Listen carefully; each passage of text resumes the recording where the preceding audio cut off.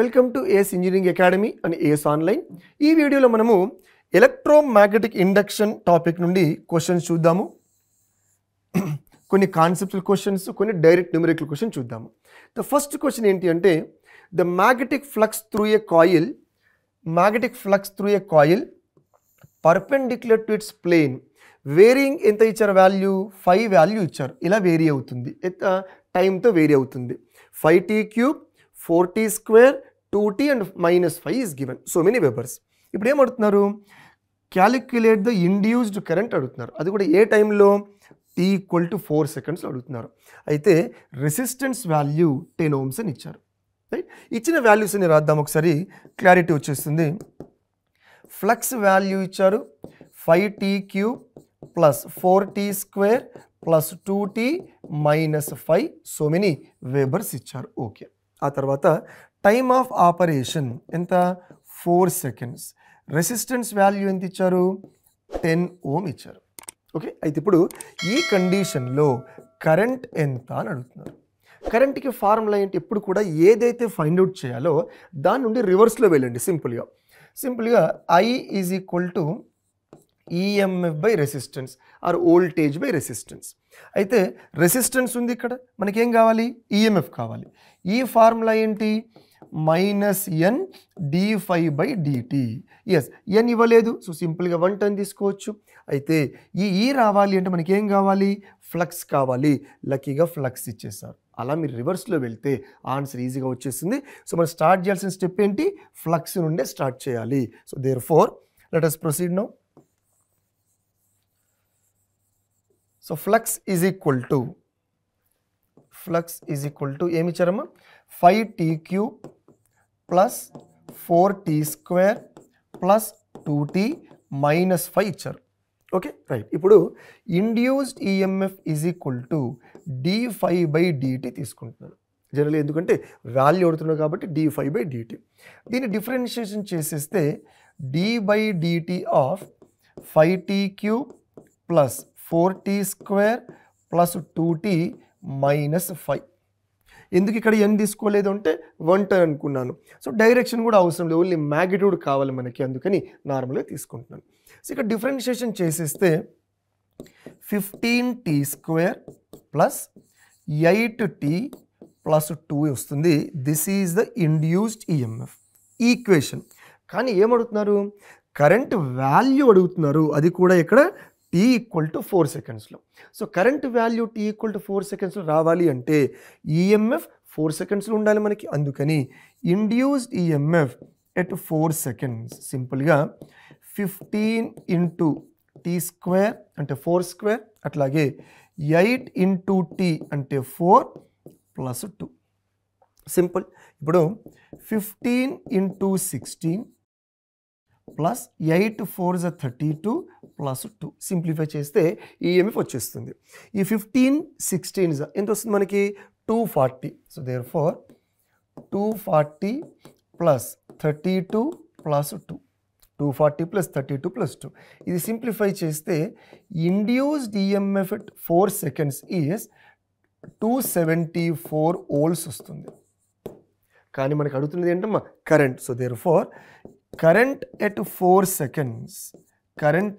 seconds is EMF at 4 seconds by resistance value. EMF at 4 seconds ఎంత వచ్చింది 274 volt by how much resistance is given as 10. so therefore 10 ohm. ఈ value వచ్చేసి 27.4 ampere. ఇది answer. Right, step by step చూపిస్తామని ఇంత time పట్టింది, but మీరు practice చేసిన తర్వాత ఫాస్ట్గా చేసేస్తే వితిన్ 1.5 మినిట్లో అయిపోతుంది. 27.4 ampere. నెక్స్ట్ క్వశ్చన్, ఇది ప్యూర్లీ కాన్సెప్ట్ బేస్డ్ క్వశ్చన్. ఈ క్వశ్చన్కి సింపుల్ రిక్వైర్డ్ డెరివేషన్ కూడా ఇస్తాను. ఆ తర్వాత ఏదైతే ఫార్ములా వస్తుందో దాన్ని మీరు డైరెక్ట్గా యూజ్ చేయొచ్చు నెక్స్ట్ క్వశ్చన్స్లో. రైట్, మీకు ఎగ్జామ్లో కనుక ఇలాంటి క్వశ్చన్స్ వస్తే కాన్సెప్ట్ ఏంటి అనేది ఇస్తున్నాను ఇక్కడ. ఆ తర్వాత మీరు ఏదైతే ఫార్ములా వస్తుందో దాన్ని డైరెక్ట్గా యూజ్ చేసేయచ్చు. క్వశ్చన్ ఏంటి అంటే circular coil of 1000 turns, number of turns are 1000 ఇక్కడ. అలాగే area 0.2 metre square. Area of cross section ఇచ్చారు. అలాగే ఫ్లక్స్ డెన్సిటీ 0.4 టెస్లా. ఇది వెరీ వెరీ ఇంపార్టెంట్ పాయింట్ అమ్మా. Rotated by 180 degrees about the diameter perpendicular to the field in 0.1 seconds. Rotated by 180 degrees అంటే ఇలా వెళ్తున్న flux exactly opposite అయిపోయింది. అంటే ఒకవేళ 5 ఉంటే -5 అయింది, ఒకవేళ -5 ఉంటే +5 అవుతుంది. ఎగ్జాక్ట్గా రివర్స్. 180 degrees అంటే ఏంటమ్మా plus to minus, minus to plus అవుతుంది. అది వెరీ వెరీ ఇంపార్టెంట్ పాయింట్ ఈ క్వశ్చన్లో. ఆ తర్వాత how much charge will pass, ఏమడుతున్నారు ఛార్జ్ ఎంత అని అడుగుతున్నారు. అయితే గ్యాల్వనోమీటర్ కనెక్ట్ చేశారు. ఆ combined resistance of the circuit ఎంత అంటే 100 ohms ఇచ్చారు. ముందు ఇచ్చిన డేటాని రాద్దాం ఒకసారి, అప్పుడు ఒక క్లారిటీ వస్తుంది. నంబర్ ఆఫ్ టర్న్స్ 1000 ఇచ్చారు. And then area of cross section 0.22, లక్కీగా మీటర్స్లోనే ఇచ్చారు. ఒకవేళ సెంటీమీటర్ స్క్వేర్లోనో మిల్లీమీటర్ స్క్వేర్లోనో ఇచ్చి ఉంటే దాన్ని మనం మీటర్ స్క్వేర్కి కన్వర్ట్ చేయాలి, కానీ హ్యాపీగా మీటర్ స్క్వేర్లో ఇచ్చేసారు. Then flux density B is equal to, flux density B is 0.4 Tesla. B is 0.4 Tesla. And then it is rotated by 180 degrees. Okay. Time of operation T is equal to 0.1 seconds ఇచ్చారు. కానీ resistance of the circuit ఎంత ఇచ్చారు? Resistance of the circuit is given as how much 100 ohm. So resistance is 100 ohm. ఇప్పుడు ఈ కండిషన్లో ఏమడుతున్నారు? Charge అడుగుతున్నారు. అయితే ఇలాంటి క్వశ్చన్స్ మీరు ప్రాక్టీస్ చేస్తున్నప్పుడు ఈ షార్ట్ ఇంటర్వెల్లో ఎలా చేయాలి అంటే మనకు కావాల్సింది ఏంటి? ఛార్జ్ అడుగుతున్నారు. సో సింపుల్గా మీరు ఎనాలిసిస్ చేయాలి, బట్టి కొట్టద్దు. ఎలా అంటే Q ఈజ్ ఈక్వల్ టు, మనకున్న ఫార్ములా ఏంటి? I into T. Q equal to I into T, basic formula. సరే ఓకే, టైం ఉంది. ఓకే, ఏం కావాలి? కరెంట్ కావాలి, అవునా? సో కరెంట్కి ఫార్ములా ఏంటి? I is equal to E/R. General approach ఇస్తున్నాను. సరే E/R, R కూడా ఉంది అంటే ఏం కావాలి మనకి? E కావాలి. So E is equal to formula ఏంటి? -dφ/dt. Of course a number of turns ఇచ్చారు, we can substitute that later. So సింపుల్గా -dφ/dt. సో దేర్ ఫోర్ మనకు ఫస్ట్ కావాల్సింది ఏంటి? ఈ వాల్యూ కావాలి dφ/dt ద్వారా. ఓకేనా? సో ఇలా మనం కనుక ఎనాలిసిస్ చేస్తే మనం ఎక్కడ స్టార్ట్ చేయాలో ఒక ఐడియా వస్తుంది. అందుకని ఇక్కడ పాయింట్ ఏంటమ్మా? I is equal to E/R. ఈ ఫార్ములా ఏంటి? 1/R ఇలా రాసేసి -dφ/dt అని రాస్తున్నాను. -dφ/dt. Sir number of turns ఇచ్చారు కదా అంటే ఆ నంబర్ ఆఫ్ టర్న్స్ మనము నెక్స్ట్ లాస్ట్ స్టెప్లో సబ్స్టిట్యూట్ చేస్తాం. జస్ట్ మీకు కాన్సెప్ట్ ఇస్తున్నాను. సార్ ఇక్కడ మనకి ఏమొచ్చింది? -1/R dφ/dt వచ్చింది. ఓకే, మరి I కదా, కావాల్సింది ఏంటి మనకి? ఛార్జ్ కావాలి. సో దేర్ ఫోర్ ఈ I ప్లేస్లో ఏం రాయొచ్చు మనము? dq/dt, రైట్, 1/R -dφ/dt ఉంది. ఓకే, dt క్యాన్సిల్ చేయొచ్చు, లేదా ఇంటిగ్రేషన్ అప్లై చేసేస్తే, రైట్. సింపుల్గా ఏం చేస్తున్నానంటే సింపుల్ ఐడియా ఇస్తున్నాను, రైట్. ఆ తర్వాత ఇంటిగ్రేషన్ కనుక మనం అప్లై చేస్తే, integration on both sides, integration on both sides. Integration చేస్తే ఇంటిగ్రల్ dq ఏమవుతుంది? Q. So therefore Q is equal to 1/R. Q is equal to 1/R. దీనికి ఇంటిగ్రేషన్ చేస్తే ఏమొస్తుంది? రైట్, ఇంటిగ్రల్ ఐఎమ్ రాస్తున్నాను ఇట్లా -dφ. ఇంటిగ్రల్ -dφ ఎక్కడి నుంచి ఎక్కడికి? 5 ఇనిషియల్ టు 5 ఫైనల్. ఎందుకు సార్ అంటే ఆ ఫ్లక్స్ని వాళ్ళు రివర్స్ చేస్తున్నారు. So initial value final value రెండు తీసుకోవాలి. ఇప్పుడు మనం ఇంటిగ్రేషన్ చేస్తే ఏమొస్తుంది? 1/R. ఇంటిగ్రేషన్ చేస్తే మనకి -5 వస్తుంది. అంటే ఇంటిగ్రల్ 1 ఉన్నట్టు ఇక్కడ. సో -5. లిమిట్స్ ఏమంటామా? 5 ఇనిషియల్ అండ్ 5 ఫైనల్. అయితే ఇప్పుడు ఈ మైనస్ సైన్ మనం క్యాన్సిల్ చేయాలి అంటే ఏం రాయొచ్చు ఇక్కడ? 1/R ఇంటూ ఈ మైనస్ సైన్ క్యాన్సిల్ చేయాలి అంటే సింపుల్గా లిమిట్స్ని రివర్స్ చేస్తున్నాను. 5 final to 5 initial, 5 final to 5 initial అని రాస్తున్నాను. సో దేర్ ఫోర్ ఇక్కడ 5 ఇనిషియల్. సో ఇప్పుడు సబ్స్టిట్యూట్ చేసేస్తే ఏమొస్తుంది మనకి? 1/R 5 initial minus 5 final. 5 initial minus 5 final. ఇది దేని వాల్యూ అంటే కనుక ఛార్జ్ వాల్యూ. అయితే సరే ఇక్కడ 1/r ఓకే. అయితే initial value of flux formula ఏంటమ్మా? n ఇంటూ బి ఇంటూ ఏ. NBA ఫ్లక్స్ ప్లేస్లో ఇది ఇనిషియల్ ఫ్లక్స్. ఈ ఫ్లక్స్ ఏమైంది? ఇలా వెళ్తూ 180 డిగ్రీస్కి వచ్చేసింది అంటే ఏంటి? ప్లస్ కాస్త మైనస్ అయిపోయింది. అందుకని ఈ 5 ఫైనల్ దీనికి ఆపోజిట్ ఉంటుంది, అంటే -NBA ఉంటుంది. అంటే ఎర్లియర్ 2 ఉందనుకోండి, అది రివర్స్ అయిందంటే -2 అవుతుంది. 2 -2 లాగా రాస్తున్నాము. సో దీన్ని -మైనస్ ప్లస్ కాబట్టి ఏం రాయొచ్చమ్మా? 2 into n into BA by resistance. ఇది ఛార్జ్ ఫార్ములా, రైట్? ఇప్పటి నుండి ఇలాంటి క్వశ్చన్ మీరు ఎక్కడ చూసినా సరే ఈ ఫార్ములా అప్లై చేసేయచ్చు. ఇలాంటి మోడల్ క్వశ్చన్ ఇస్తే కనుక ఈ ఫార్ములా డైరెక్ట్గా అప్లై చేయండి. కానీ ఈ ఫార్ములా ఎలా వస్తుంది అని ఒక ఐడియా వస్తే మీకు ఈజీగా గుర్తుపెట్టుకోవచ్చు. ఇప్పుడు వాల్యూస్ సబ్స్టిట్యూట్ చేయండి. 2 ఇంటూ నంబర్ ఆఫ్ టర్న్స్ 1000 ఇచ్చారు, ఫ్లక్స్ డెన్సిటీ 0.4 ఇచ్చారు, area of cross section 0.2 divided by resistance given is 100. So therefore ఇక్కడ మనం దీన్ని సింప్లిఫై చేస్తే ఈ డెసిమల్ తీస్తే 1000 క్యాన్సిల్, 2 4s 8, 8 ఇంటూ 0.2 అనగానే సింపుల్గా 1.6 వెబర్. ఇది కరెస్పాండింగ్ 1 సెకండ్ ఛార్జ్ కదా, 1.6 కులూంబ్ అడిగింది ఛార్జ్. So 1.6 coulomb. ఇది ప్రొసీజర్. ఇదంతా ఎందుకు ఇచ్చిన డెరివేషన్ అంటే మీకు క్లారిటీ రావడానికి. సో దేర్ ఫోర్ ఇదంతా అర్థమైన తర్వాత ఈ ఫార్ములాని మీరు డైరెక్ట్గా ఇంప్లిమెంట్ చేయొచ్చు. ఎప్పుడు అంటే కనుక ఆ ఫ్లక్స్ డైరెక్షన్ 180 డిగ్రీస్ రివర్స్ ఉన్నప్పుడు ఈ మోడల్లో ఛార్జ్ కనుక అడిగితే 2 into n into BA by R. So substitute చేసేస్తే 1.6 కూలూమ్స్ వస్తుంది. ఇది conceptual model question, right? Next question is 2 different coils. 2 coils are given. 2 different coils have self-inductances of 16 millihenry and 20 millihenry. రెండు inductance ఇచ్చారు, ఒకటి 16, ఒకటి 20. At a certain instant, the current in the 2 coils is increasing at the same rate and power supplied to the 2 coils is the same. అంటే increment in current అంటే ఏంటి? Rate of change of current ఏదైతే ఉందో రెండిటిది same, అట్లాగే power in the corresponding 2 coils కూడా రెండు same ఇచ్చారు. Hint ఇచ్చారు. ఫైండ్ ద రేషియో ఆఫ్ ఒకటి ఇండ్యూస్డ్ వోల్టేజెస్, ఆ తర్వాత ratio of currents, ratio of energy stored. 3 అడుగుతున్నారు. Induced EMF in first coil to the second coil, induced current in the current flowing to the first coil to the second coil ratio, and energy stored in first coil to the second coil ratio they are given. First ichina data raddam. L1 is equal to and L2 equal to. L1 is 16 millihenry and L2 is 20 millihenry.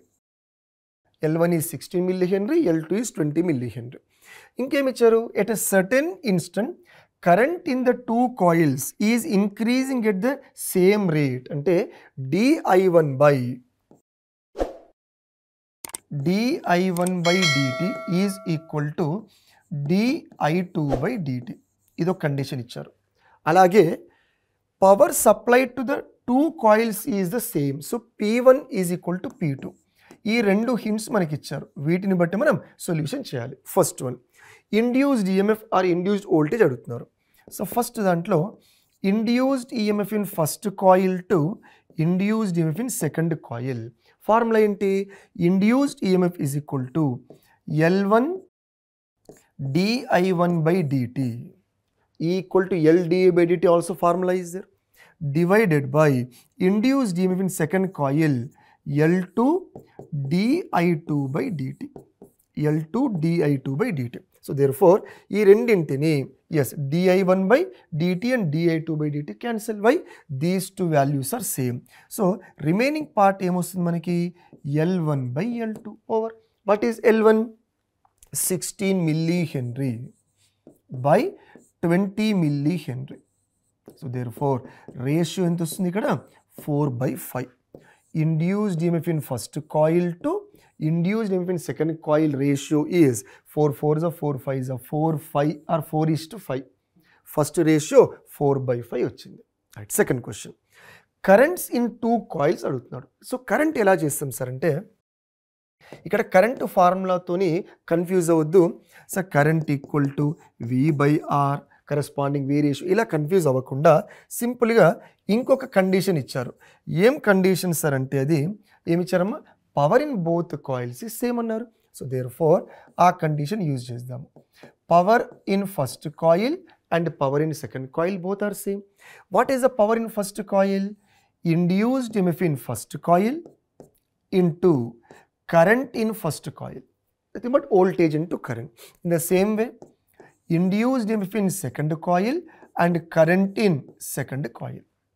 మనకి induced EMFs ratio తెలుసు. So ఇలా రాసేస్తున్నాను, IL1/IL2 కావాలి మనకి. First coil current to the second coil current ratio కావాలి. దీనికి ఏం రాయొచ్చు మనం, EL2/EL1, EL2/EL1 వస్తుంది. మనకి ఇక్కడ EL1/EL2 రేషియో 4/5 తెలుసు. ఇప్పుడు ఏం చేయాలి, 2/1 అంటే 5/4. So therefore currents in both coils ratio is how much? 5/4 value. ఇది సెకండ్ ఆన్సర్. థర్డ్ వన్ ఏం అడుగుతున్నారు, energy stored in the 2 coils, energy stored in the 2 coils ratio అడుగుతున్నారు. సో థర్డ్ వన్ వచ్చేసి ఎనర్జీ స్టోర్డ్. అమ్మా ఇది induced EMF, but ఇప్పుడు నేను రాసేది ఎనర్జీ స్టోర్డ్, అందుకని అర్థం అవడానికి ఈఎన్ అని రాస్తున్నాను, by energy stored in second one. Energy stored in first one by energy stored in second one. What is the formula?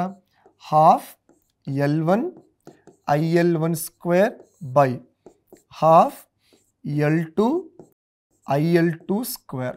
Nothing but half Li square model. So simply half and half can be cancelled. And L1 L2 values తెలుసు మనకి, అలాగే ఈ ratio కూడా తెలుసు. సింపుల్గా L1/L2 into IL1 square by IL2 square. What is L1? L1 is 16, L2 is 20. So therefore 16/20 into currents ratio, just now we have got it. What is that? 5/4. కానీ ఇక్కడ ఏం రాయాలి, 5 square by 4 square. 5 square by 4 square. So therefore 4 square 16 cancel. So therefore energy stored in first coil to the energy stored in second coil ratio is 25/20. 25/20. 25/20. 5 5s are 5 4s. Therefore ratio is 5/4. So these are the three answers. First one is 4/5, that is induced EMF's ratio. 5/4 is currents ratio. Energy stored ratio is also 5/4. Next question. A conductor of length 1 meter ఇచ్చారు, అంటే length of the conductor 1 meter, moves at right angles to a uniform magnetic field. అంటే ఏంటి, right angle triangle అనగానే theta value ఎంత ఇచ్చారమ్మా, 90 degrees ఇచ్చారు, radial field 90 degrees ఇచ్చారు. Flux density 2 Wb/m², right? And then with a velocity of 50 meters per second, velocity enta 50 meters per second. What is the value of induced EMF? What is the value of induced EMF when the conductor moves at an angle of 30 degrees to the direction of the field? అంటే conductor మూమెంట్కి and ఫీల్డ్కి direction of angle ఎంత, 30 degrees. మీకు confuse చేయడానికే ఇక్కడ ఈ angle ఇచ్చారు. మనం confuse అయిపోయి ఏం చేస్తామంటే, సింపుల్గా వాట్ ఇస్ ద ఫార్ములా, ఈ induced EMF E is equal to BLV sin theta. BLV sin theta. అయితే ఫస్ట్ డేటా చూసేసి 90 degrees ఇచ్చారని చెప్పేసి BLV ఇక్కడ 1 తీసుకుంటాము, రైట్? ఇక్కడికి వరకు కరెక్టే, కానీ వాళ్ళు అడుగుతున్న క్వశ్చన్ ఏంటి, find out the induced EMF at which angle, 30 degrees దగ్గర అడుగుతున్నారు. మామూలుగా ఇంత ఉంది ఓకే, కానీ ఒకవేళ 30 degrees దగ్గర కనుక కండక్టర్ రొటేట్ అయితే with respect to flux direction, so therefore ఆ ఇండ్యూస్డ్ EMF ఎంత అంటారు. అందుకని ఇక్కడ మనము 90 degrees సబ్స్టిట్యూట్ చేయొద్దు, ఏం సబ్స్టిట్యూట్ చేయాలి, sin 30 సబ్స్టిట్యూట్ చేయాలి, ఎందుకంటే 30 degrees దగ్గర అడుగుతున్నారు. అందుకని ఎప్పుడు కూడా క్వశ్చన్ని కంప్లీట్గా చదవండి, లాస్ట్ వర్డ్ వరకు చదివితేనే ఒక కీ పాయింట్ అనేది దొరుకుతుంది. సో దేర్ఫోర్ ఇక్కడ sin 30 ఈ వాల్యూ సబ్స్టిట్యూట్ చేసేయండి. B value, what is B? 2 weber per metre square 2. What is length? Length is 1 metre into what is velocity? Velocity is, what is the velocity? 50 meters per second. 50 into sin 30 is 1 by 2. 1 by 2, 2 cancelled, 50. So therefore, induced EMF is equal to 50 volts. Option చూడండి. Yes, second option is the answer, 50 volts. This is a direct numerical question. Next question. Total flux at the end of a longer bar.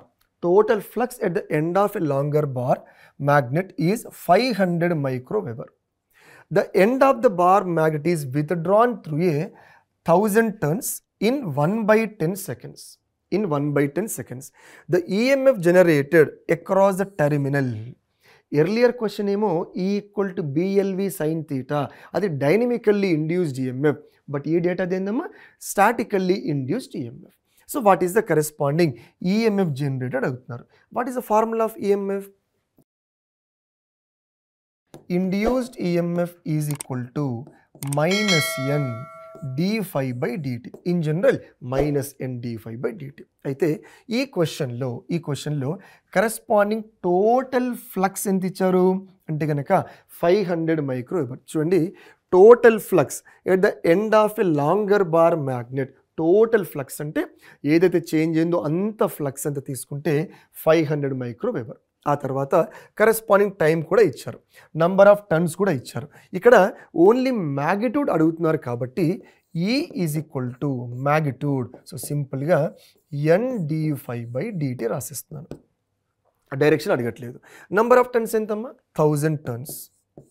1000 into total flux ఎంత ఉంది? 500 into 10⁻⁻6 by change in time ఎంత? 1/10. Change in time వచ్చేసి 1/10. ఇక్కడ 1 2 3 4 5 ఇది పైకి వస్తే 6 zeros 10⁻6 cancel అయిపోతుంది. So ఆటోమేటిక్గా ఆన్సర్ ఎంతమ్మా? 5 volts ఆఫ్ సప్లై. ఇది ఆన్సర్. అంటే మీరు ఈ d∅ వాల్యూని అంటే టోటల్ ఫ్లక్స్ ఇక్కడ ఇచ్చేసారు. సో ఈ వాల్యూ ఇచ్చేసినట్టే మీనింగ్ అక్కడ. సో దేర్ఫోర్ ఆ కీ పాయింట్ అబ్జర్వ్ చేసేస్తే answer 5 volts. So this is the answer. So these are the questions related to the electromagnetic induction topic. Clear?